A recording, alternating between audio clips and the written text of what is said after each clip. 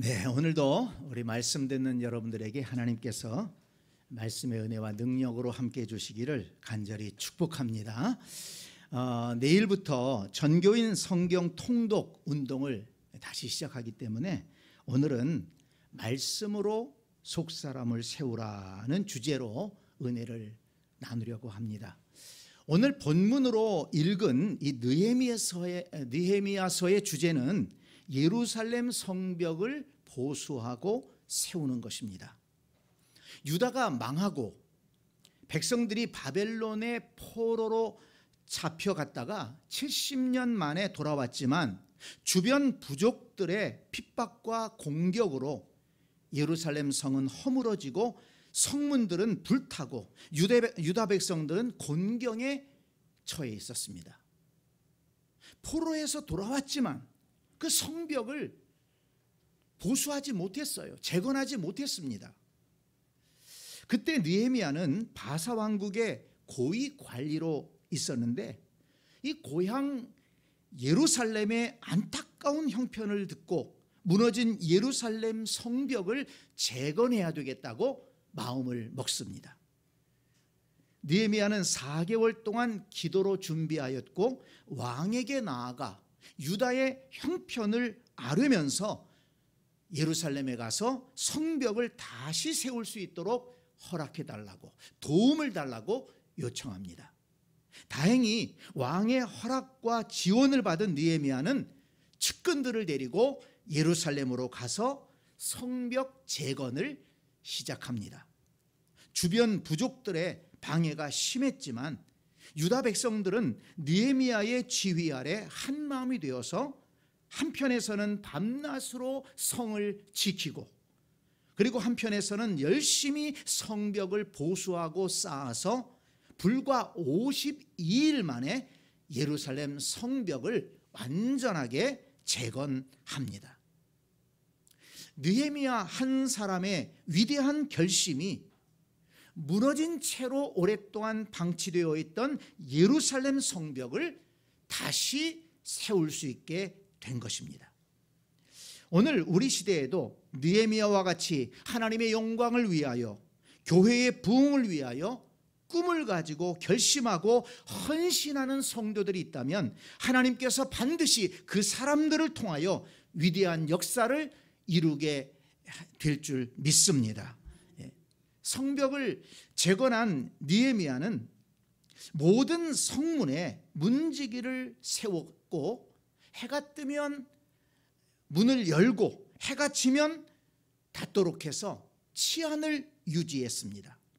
흩어져 살던 제사장들을 모이게 했고 또 레위인도 모이게 했고 노래하는 사람들을 모이게 해서 성전에서 하나님께 제사를 드리도록 그렇게 준비했습니다. 예루살렘이 정상화된 것 같습니다. 이제 외형적으로 느헤미야가 생각하고 바랬던 대로 이루어졌습니다. 성벽이 세워져서 백성들의 치안이 회복되었고 그리고 성전에서는 제사를 드리게 된 것입니다. 그런데 오늘 본문 1절을 보면 모든 백성이 다시 수문 앞 광장에 모였다고 했습니다. 예루살렘 성벽을 세우는 모든 역사를 다 마쳤는데 왜 또 모였을까요? 왜 또 모이게 했을까요? 1절에 그 이유가 나오는데요. 율법학자 에스라에게 모세의 율법책을 가져오도록 요청했습니다. 성경을 가지고 오라고 한 것입니다. 2절을 보면 남자나 여자나 알아들을 만한 모든 사람 앞에서 율법책을 읽어달라고 했습니다. 8절을 보면 그 읽은 것을 해석하여 깨닫게 해달라고 했습니다. 자, 여러분, 무엇 때문에 모였습니까? 무엇 때문에 모이라고 했습니까? 말씀을 듣고 영적으로 회복하기 위해서 모인 것입니다. 믿음의 회복을 위해서 회개하고 의로운 삶을 회개하기 위해서 회복하기 위해서, 하나님의 은혜를 간구하기 위해서 그들이 다시 한자리에 모였다는 것입니다. 무너진 예루살렘 성벽을 다시 세우는 것도 중요하지만 속사람을 세우기 위해서, 무너진 신앙을 다시 세우는 것이 중요하기 때문에 그들은 다시 모였다는 것입니다. 눈에 보이는 성벽 재건도 중요하지만 눈에 보이지 않는 신앙의 재건이 더 중요하다는 것을 그들은 알게 된 것입니다. 여러분 생각해 보세요. 유다 나라가 왜 망했습니까? 성벽이 없어서 망했나요? 성전이 없어서 망했나요? 아닙니다. 그들의 심령 속에 속사람이 무너졌기 때문에, 믿음이 무너졌기 때문에, 하나님을 향한 마음이 무너졌기 때문에 유다는 망하게 된 것입니다. 그 사실을 그들은 바벨론 포로 생활을 통해서 깨달았기 때문에 성전 벽을 세우는 것도 중요하지만, 성벽을 세우는 것도 중요하지만, 성전을 세우는 것도 중요하지만 속사람을 믿음으로 세우는 것이 중요하다. 그걸 깨달았기 때문에 그들은 다시 모여서 말씀을 들려달라고 하고 그 말씀을 깨닫게 해달라고 그들은 모였던 것입니다. 성도 여러분, 이 말씀은 오늘을 살아가는 우리 그리스도인들에도 새겨 들어야 될 말씀입니다. 사람들은 살아가면서 외형적인 것들을 갖추는 데 많은 시간과 노력을 기울입니다. 중고등학교를 졸업하면 대학 졸업장을 얻기 위해서 많이 노력합니다. 또 대학을 졸업하고 나면 좋은 직장에 들어가기 위해서 애씁니다. 또 가정을 이루고 아이를 낳고 키우면서 집도 사고 차도 사고 안정된 삶을 추구합니다. 많은 에너지와 힘을 들이게 되지요. 다른 사람들에게 뒤지지 않기 위해서 많은 노력합니다. 어떤 사람은 자신이 이룬 외형적인 것들에 대단한 자부심을 갖고 살아가기도 합니다. 학력을 자랑하기도 하고 직장이나 연봉을 자랑하기도 하고 어느 아파트 몇 평에 산다고 집 자랑하는 사람도 있습니다. 그러나 여러분, 이런 외형적인 것들을 남부럽지 않게 갖추었다고 해서 진정으로 행복한 인생이 보장된다고 할 수 있을까요? 생각해 보세요. 최근에 우리 사회에서 스스로 생을 마감하는 사람들에 대한 안타까운 소식을 우리가 자주 듣고 있지 않습니까? 유복한 가정에서 자라 좋은 학교 나오고 좋은 직장에 다니는 예쁘고 멋지고 건강한 사람들이 왜 그렇게 인생의 문제를 이겨내지 못하고 무너지는지 정말 안타까울 따름입니다. 물론 그들이 겪어야 했던 부당한 일들의 무게와 아픔의 크기를 다 알 수 없기 때문에 조심스럽지만 한편으로 자신에게 다가오는 인생의 문제를 이겨낼 수 있는 그 속사람의 힘을 조금만이라도 더 가지고 있었다면 그렇게 무너지지는 않았을 것이라고 생각해 봅니다. 어느 시대, 어느 인생인들 문제없는 시대가 있었고 문제없는 인생이 있습니까? 끊임없이 우리가 살아간다는 것은 문제와 맞서 싸우는 것이고 문제를 해결해 나가는 것 아니겠습니까? 속사람이 조금 더 힘을 가졌더라면, 조금 더 담대했다면, 조금 더 긍정적인 마음을 가질 수 있었다면 그렇게 무너지지 않았을 텐데 하는 생각이 정말 안타깝게 듭니다. 지금 우리 사회의 교육이 더 많은 지식과 더 많은 스펙을 쌓는 데는 힘을 쓰지만 속사람을 강건하게 하는 것에는 관심조차 없다는 것이 사실입니다. 이런 사회적 문제가 생길 때마다 사람들은 시스템이 잘못되었다, 시스템을 바꿔야 된다. 네, 맞습니다. 시스템에 문제가 있고 그 시스템을 또 많이 바꿔야 합니다. 개선해 나가야 됩니다. 그렇지만 제가 생각할 때는 시스템을 바꾸는 것보다 더 중요한 것은 우리 모든 사람들의 속사람을 강하게 교육하는 것이다. 우리 속사람이 강해질 때, 속사람이 담대해질 때 우리 앞에 다가오는 여러 가지 문제들을 이겨낼 수 있을 것입니다. 신앙생활도 마찬가지입니다. 신앙생활을 하다 보면 직분을 받기도 하고 여러 가지 중책을 맡아 교회에서 헌신합니다. 겉으로 본다면 신실한 신앙인이라고 할 수가 있습니다. 그러나 여러분, 신앙생활도 외적인 면을 갖추었다고 해서 온전한 그리스도인이라고 할 수 있을까요? 복된 신앙생활을 한다고 말할 수 있을까요? 많은 교회 직분자들이, 그냥 평신도들이 아니에요. 초신자들이 아닙니다. 많은 교회 직분자들이 교회 생활에서 겪게 되는 여러 가지 문제들을, 이런저런 문제들을 믿음으로 이겨내지 못하고, 기도하며 이겨내지 못하고, 말씀으로 이겨내지 못하고, 그런 문제 앞에서 방황하고 무너지는 이유는 무엇일까요? 직분을 받았지만 그 직분에 걸맞게 속사람이 영적으로 성숙하지 못했기 때문은 아닐까요? 속사람이 하나님 앞에 바르게 서 있지 못하기 때문은 아닐까요?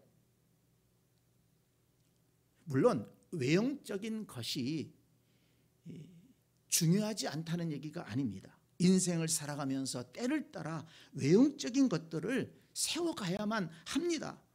쉬운 일이 아닙니다. 많은 수고와 노력이 필요합니다. 그렇지만 외형적인 것에만 그친다면 온전한 인생이 될 수 없고 온전한 신앙인이 될 수 없는 것입니다. 사실 더 깊이 들어가 보면 겉사람보다 더 중요한 것이 속사람입니다. 그 사람의 영적인 상태입니다.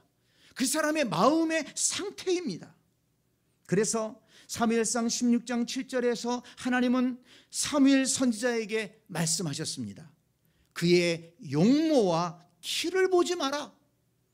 내가 보는 것은 사람과 같지 아니하니 사람은 외모를 보거니와 나 여호와는 중심을 보느니라. 왕을 세우기 위해서 사무엘이 이새의 집을 갔는데 첫째 아들을 보고 사무엘이 감동을 했어요. 키가 얼마나 크고 외모가 얼마나 훌륭한지, 이야, 하나님께서 이 집에 가라고 한 이유를 알겠구나. 이렇게 훌륭한 아들이 있구나. 이런 사람이 우리나라의 왕이 되어야지. 사무엘이 그렇게 생각했던 거예요. 근데 그 순간 하나님께서 강하게 말씀하십니다. 그의 용모와 키를 보지 마라. 내가 보는 것은 사람과 같지 아니하니 나는 사람의 중심을 본다. 속사람을 본다. 사도행전 13장 22절에 보니까 하나님께서 다윗을 왕으로 세우시고 이렇게 말씀하셨다고 기록했습니다. 내가 이새의 아들 다윗을 만나니 내 마음에 맞는 사람이라 내 뜻을 다 이루리라. 그 이새의 아들 가운데 가장 어떻게 보면 보잘것없이 보이는, 외적으로는 좀 떨어지는 다윗을 선택했다는 것입니다. 왜 그랬을까? 하나님은 다윗의 중심을 보셨다는 것입니다. 다윗의 속사람, 다윗의 영적인 상태, 다윗의 마음의 상태가 하나님께 합했다는 것입니다. 그래서 다윗을 통해서 하나님의 뜻을 이루었다고 그렇게 말씀하고 있습니다. 다윗은 하나님 보시기에 합당한 영적 상태, 마음의 상태를 가지고 있었기 때문에 하나님께 인정받을 수 있었고 왕으로 이스라엘을 섬길 수 있는 기회를 얻었고 그리고 그가 살아가면서 정말 말할 수 없는 그런 고난을 받았지만은 그 고난을 당할 때 무너지지 않고 믿음의 자리를 지키고 또한 하나님께서 불러주신 그 자리를 지키고 끝까지 사명을 감당할 수가 있었던 것입니다. 다윗이 다윗 될 수 있었던 것은 외적인 환경보다도 그의 중심이 하나님 앞에 바르게 서 있었기 때문이라는 것을 우리는 알 수가 있는 것입니다. 성도 여러분, 저와 여러분의 속사람은 어떻습니까? 이 말씀이 우리에게 적용되어야 됩니다. 저와 여러분의 속사람은 지금 어떻습니까? 지금 저와 여러분의 영적 상태, 마음의 상태는 어떻습니까? 건강합니까? 병들어 있지는 않나요? 찌들어 있지는 않나요? 원망과 불평으로 가득 차 있지는 않습니까? 하나님이 보시기에 합당한 영적인 상태, 마음의 상태를 지키기 위해서 어떤 노력을 하고 있습니까? 로마서 7장 22절에서 바울은 이렇게 말합니다. 내 속사람으로는 하나님의 법을 즐거워하되. 자, 여러분, 바울은 속사람으로 뭘 즐거워한다고 그랬습니까? 하나님의 법을 즐거워한다고 했습니다. 저와 여러분의 속사람은 무엇을 즐거워하고 있습니까? 무엇에 관심을 가지고 있습니까? 그래서 바울은 고린도후서 4장 16절에서 우리의 겉사람은 낡아지나 우리의 속사람은 날로 새로워지도다 그랬습니다. 바울이 속사람이 하나님의 법을 즐거워하니까, 하나님의 말씀을 즐거워하니까 나이가 들어가면서 겉사람은 자꾸 낡아지는 거예요. 피곤해지는 것입니다. 나이 들면 별 수 없잖아요. 그런데 바울의 속사람은 날로 새로워지더라. 얼마나 복된 말씀입니까? 우리 새샘교회 성도 여러분, 나이가 들어가면서 육체적으로는 연약해질지라도 속사람마저 연약해지지 않기를 바랍니다. 겉사람은 연약해질지 모르지만 그러나 속사람은 날로 새로워질 수 있어야 한다는 것입니다. 바울이 그걸 보여주는 거예요. 바울은 육체적으로 병도 많았던 사람입니다. 바울은 정말 외모가 키가 좀 작았다고 그래요. 다른 사람들이 보기에 그렇게 흠모할 만한 그런 외모가 아니었다는 것입니다. 그런데도 어떻게 그렇게 사도로서의 사명을 끝까지 감당하고 그렇게 죽을 위험을 겪으면서 그렇게 많은 핍박을 받고 매를 맞고 그렇게 많은 어려움을 겪으면서도 바울이 쓰러지지 않고 끝까지 달려갈 수 있었던 힘이 무엇이냐는 것입니다. 외적인 것이 아닙니다. 그가 가진 재산 없었습니다. 그의 속사람이 하나님의 말씀을 즐거워하고 그 말씀으로 날마다 속사람을 새롭게 했기 때문에 바울은 사도로서 끝까지 달려갈 수 있었던 것입니다. 그래서 에베소서 1장 16절을 보니까 바울은 에베소 교회 성도들을 위해서 기도할 때 이렇게 기도합니다. 그의 성령으로 말미암아 너희 속사람을 능력으로 강건하게 하시오며, 속사람을 능력으로 강건하게 하시오며. 속사람이 강건해야 온전하게 신앙생활할 수 있다는 것입니다. 그래서 속사람이 강건하기를 위해서 기도하는 것입니다. 성도 여러분, 저와 여러분도 속사람이 새로워지고 속사람이 강건해지기 위해서 기도할 수 있기를 바랍니다. 그리고 특별히 우리 다음 세대들을 위해서 기도할 때 뭐 여러 가지 기도할 수 있어요. 기도해야 됩니다. 그렇지만 무엇보다도 속사람이 새로워지고 속사람이 강건해지기를 위해서 여러분 기도해 주시기를 바랍니다. 그리고 정말 우리 자녀들이, 다음 세대들이 그 속사람이 어떤가 한번 살펴보시기 바랍니다. 그들의 영적 상태가 어떤가? 마음의 상태가 어떤가? 속사람을 위해서 기도해주고 속사람이 강건해지기 위해서 협력해야 된다는 것입니다. 그래서 느헤미야도 유다 백성들의 속사람을 강건하게 하고 영적인 부흥을 일으키기 위해 율법학자 에스라로 하여금 하나님의 말씀을 읽고 해석하게 한 것입니다. 성벽을 다 쌓았음에도 돌려보내지 않고 광장에 다 모아놓고 부흥회를 한 것입니다. 율법학자 에스라가 율법책을 낭독하고 모든 백성이 그 율법의 말씀을, 하나님의 말씀을 듣게 한 것입니다.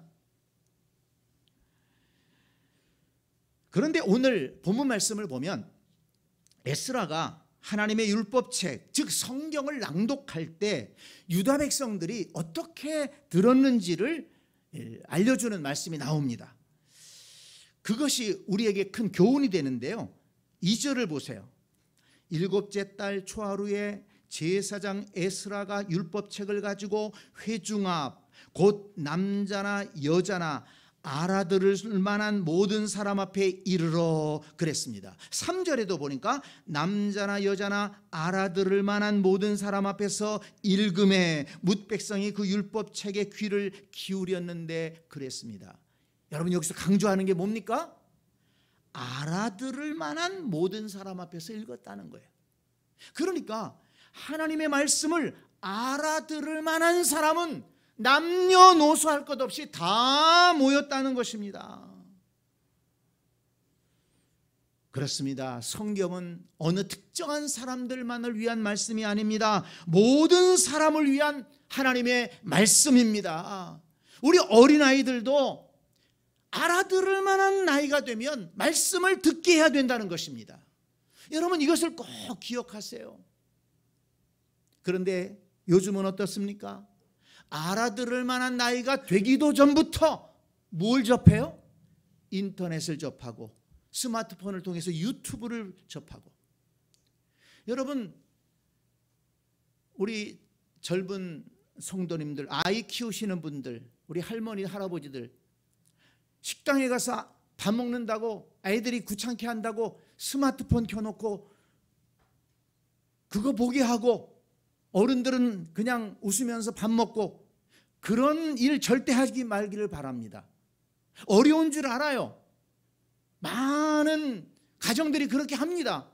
그렇지만 우리 그리스도인들은 그렇게 하지 말기를 바랍니다. 그 교육적으로 정말 안 좋습니다. 알아들을 만한 나이도 아닌데 아이 때부터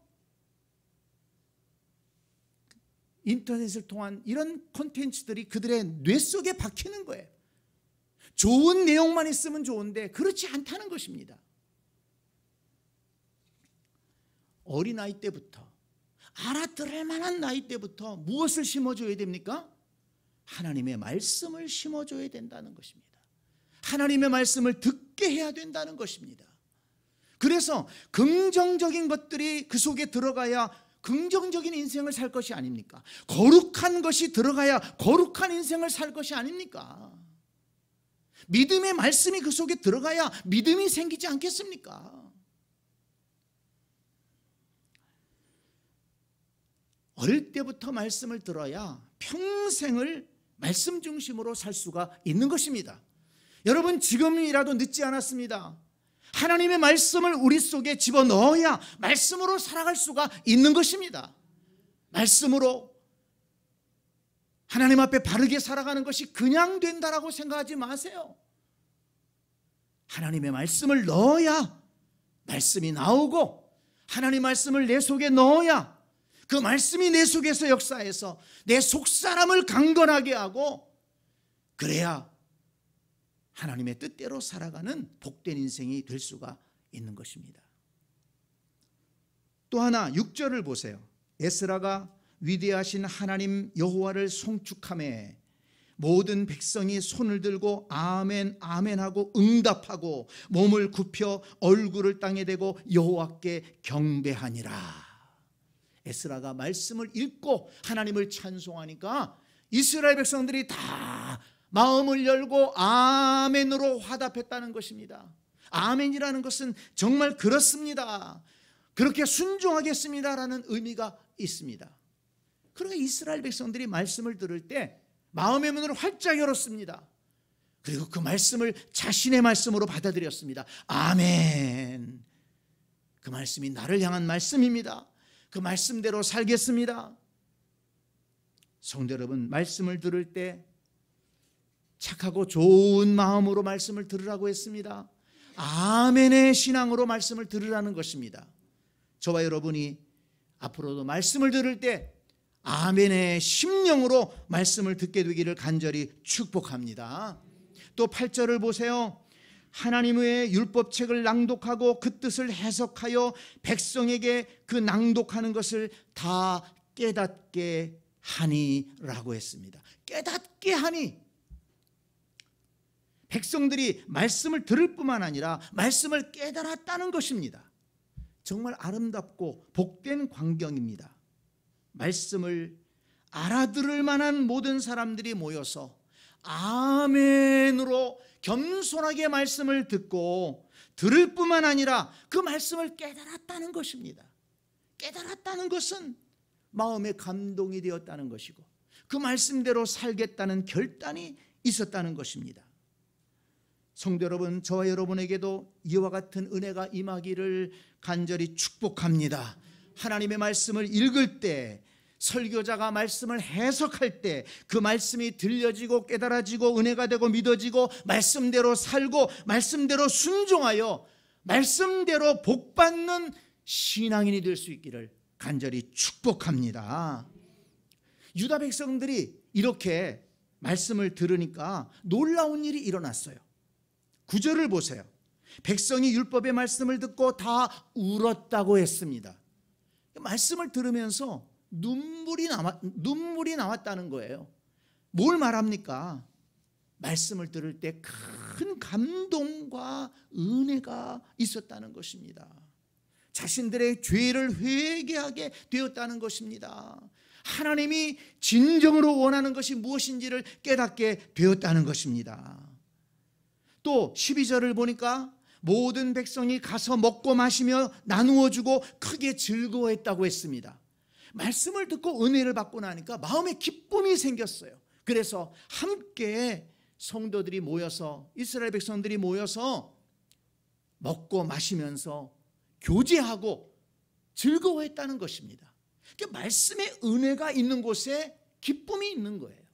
하나님이 주시는 은혜가 있기 때문에 하나님이 주시는 기쁨이 있는 것입니다.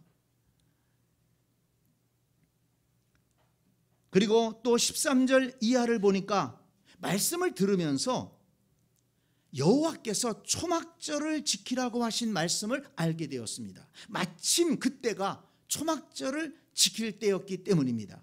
그래서 모인 무리들이 7일 동안 초막절을 지키며 성회를 열었다고 했습니다. 그들은 하나님이 정하신 절기를 지키면서 하나님의 백성으로서의 정통성을 회복한 것입니다. 자, 여러분, 에스라가 말씀을 읽고 유다 백성들이 말씀을 들을 때 어떤 역사가 일어났다고 했습니까? 큰 감동과 큰 기쁨의 역사가 일어났습니다. 하나님의 백성의 정체성을 회복하게 되었습니다. 그들의 속사람이 말씀으로 새롭게 된 것입니다. 그들의 속사람이 말씀을 들음으로 은혜가 충만해진 것입니다. 여러분, 이것이 말씀의 은혜요 능력인 것입니다. 오늘 우리도 하나님의 말씀을 읽는다면, 하나님의 말씀을 아멘으로 받아들인다면 유다 백성들이 경험했던 그 은혜와 기쁨을 받아 누리게 될 줄로 믿습니다. 감동과 기쁨과 영적 회복의 역사를 경험하게 될 것입니다. 속사람이 더욱 성숙해지고 단단해지고 더욱 풍성해질 것입니다. 지난 주간에 오래전에 제가 읽었던 6일 약국 갑시다라는 책을 다시 읽었습니다. 읽어보신 분들도 혹 계실 건데요. 이 책은 약사 출신으로 현재는 중학생을 위한 온라인 학습 사이트 1위를 달리고 있는 엠베스트 대표를 지내고 있는 김성호 씨의 자전적 이야기인데요. 성공 스토리인데요. 그분이 가난한 농촌교회 목사의 아들로 태어났습니다.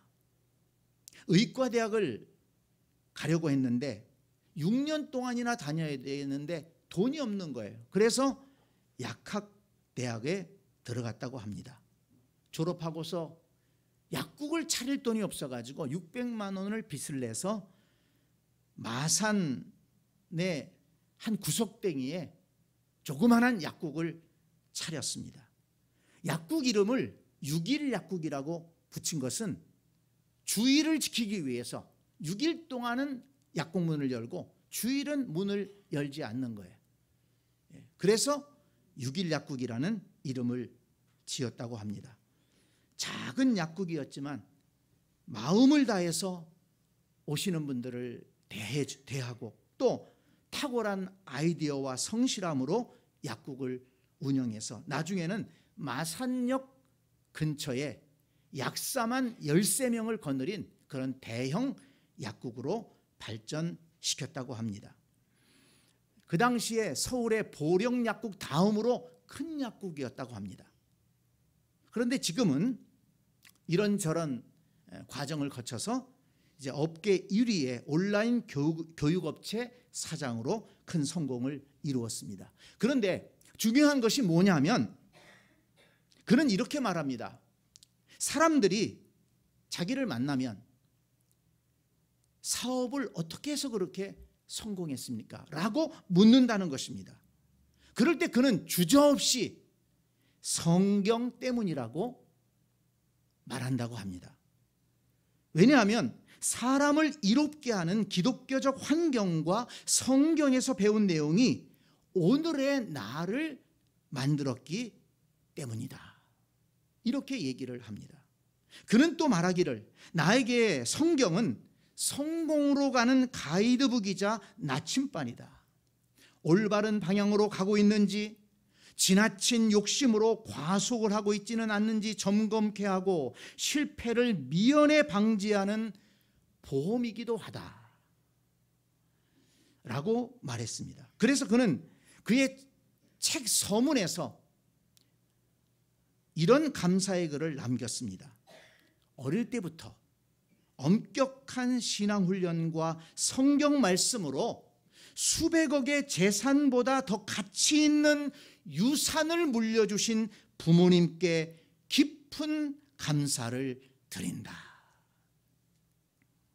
그 아버지 목사님이 어릴 때부터 성경 읽어야 된다고 가르치고 또 나중에는 성경을 쓰라고 가르치고 그래서 어릴 때부터 말씀을 배웠다는 거예요. 근데 그 어릴 때부터 배운 말씀이 평생을 살아가는데 그렇게 크게 유익할 줄은 몰랐다는 겁니다. 그 말씀이 힘이 되고 그 말씀이 나아갈 방향을 가르쳐주고 때로는 그 말씀이 자기를 절제시키고 그 말씀이 중심이 되어서 그의 인생을 살아오게 되었다는 것입니다. 성도 여러분, 그 목사님은 그 아들에게 많은 재산 물려주지 못했어요. 그렇지만 가장 귀한 것을 물려준 것입니다. 하나님의 말씀을 물려주었고 말씀 중심의 삶을 물려준 것입니다. 성도 여러분, 저와 여러분은 다음 세대에게 무엇을 유산으로 물려주시겠습니까?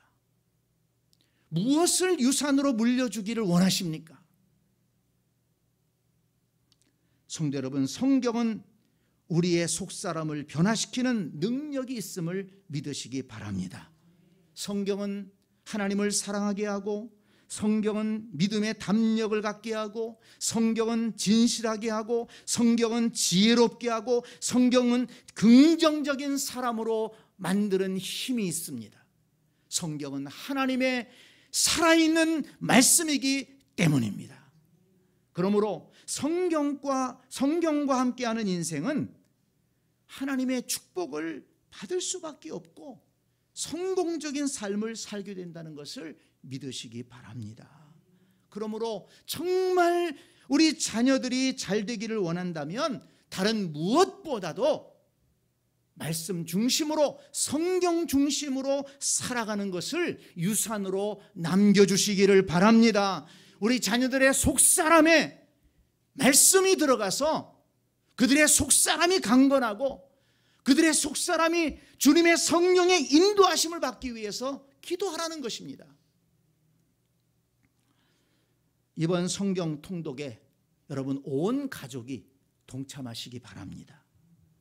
여러분 모두가 성경을 사랑하고 성경을 읽고 성경 말씀대로 살아서 성경 말씀대로 복된 삶을 살아가는 우리 모든 새샘 가족들 될 수 있기를 간절히 축복합니다.